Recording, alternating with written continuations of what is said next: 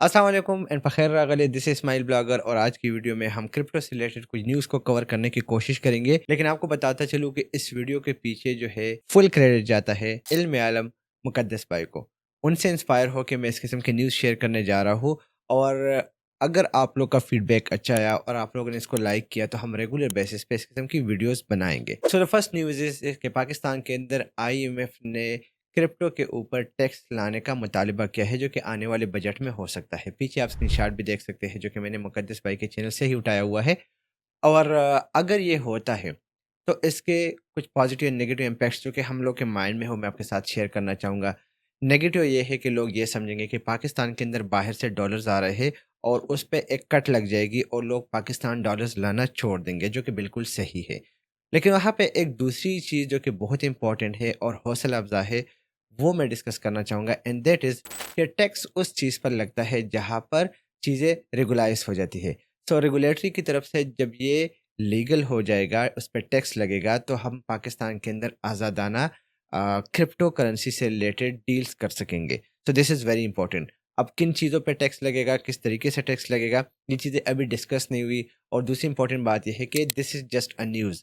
शायद हो जाए, शायद ना हो जाए, लेकिन एज़ अ क्रिप्टो गाय मैं इसको बहुत हौसला अफ़ज़ा न्यूज़ समझता हूँ। सेकंड न्यूज़ भी कुछ इससे रिलेटेड है एंड दैट इज़ के जो फ्रीलांसर और व्लॉगर जो है वो ऑनलाइन कमाई कर रहे हैं, उन पर भी टैक्स लगाया जाए।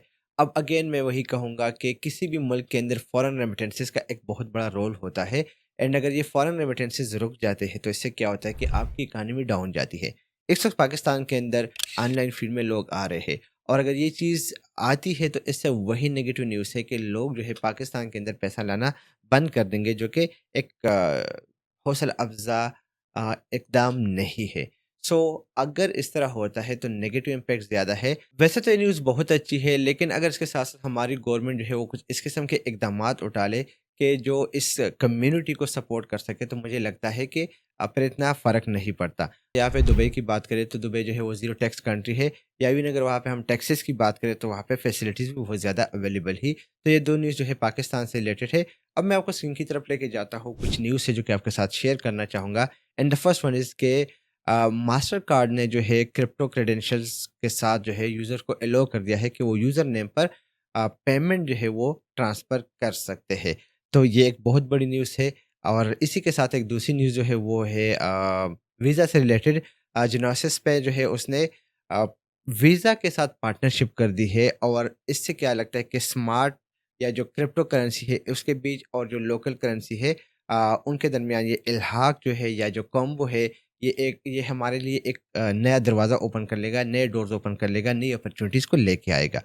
आगे जाते हैं तो वहाँ पे एक और भी न्यूज़ हमारा वेट कर रही है, जो कि पेपाल का है कि पेपाल ने अपना स्टेबल कॉइन जो कि PYUSD के नाम से है, वो सोलाना पे लॉन्च कर दिया है। अभी तक अगर हम देखें तो जितने भी स्टेबल कॉइन्स रिलीज़ हो रहे थे वो ज़्यादातर इथेरियम्स को ही टारगेट कर रहे थे, लेकिन ये एक बहुत बड़ी न्यूज़ है कि सोलाना जो है उसके फ्रेमवर्क पे पेपाल जो है एक बहुत बड़ी कंपनी अपना स्टेबल कॉइन लॉन्च कर रही है। और उसके पीछे जो रीज़न है वो यहाँ पे बाकायदा डिस्कस हुए है कि स्पीड और सिक्योरिटी को मद्देनज़र रख के किया गया है। सो हम आने वाले दिन में इसको भी देखेंगे। द नेक्स्ट न्यूज़ इज़ के ब्लैक रॉक स्पॉट बिटकॉइन ने पास कर दिया है जीबीटीसी को और one of the largest bitcoin ETF in the world बन गया है। बट ब्लैक रॉक जो है वो काफ़ी इसमें इन्वेस्टमेंट कर रही है और आहिस्ता-आहिस्ता जो है, बल्कि आहिस्ता नहीं, अभी तो आगे चली गई है। उसके बाद एक और न्यूज़ हमारा वेट कर रहा है जिसमें जज ने ऑर्डर दिया है ईसीसी को कि 1.8 मिलियन डॉलर जो है वो पे कर दे in damage for abusing its power against crypto company डेप्टबॉक्स।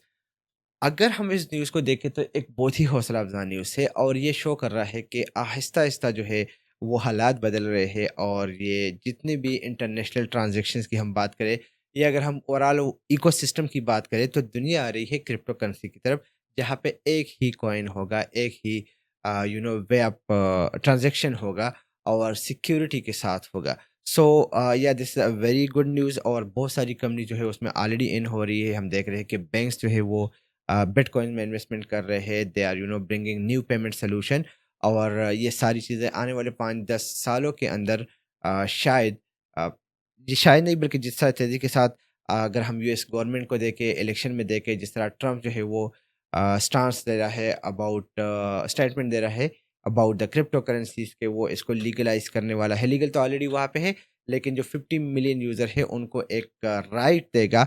तो सेम वहीं पे ये भी एक बहुत बड़ी न्यूज़ है। और देन वहाँ पे एक और भी न्यूज़ है कि health care company similar scientific ने 581 बिटकॉइंस को बाय किया, जिसकी वर्थ जो है वो तकरीबन 40 मिलियन के करीब है। बट न्यूज़ ये नहीं है कि इन्होंने इसको बाय किया। न्यूज़ ये है कि बाय करने के बाद उस कंपनी के ओवरऑल जो एसेट्स है उसमें इजाफा हुआ एंड तकरीबन 40% ग्रोथ देखने को मिला। ये ऐसी चीज़ है जो कि शो करती है कि अगर आने वाले टाइम में कोई कंपनी बिटकॉइन में या क्रिप्टो करेंसी में इन्वेस्टमेंट करेगी तो उससे क्या होगा कि उनके जो ओवरऑल शेयर्स है उसमें इजाफा होगा।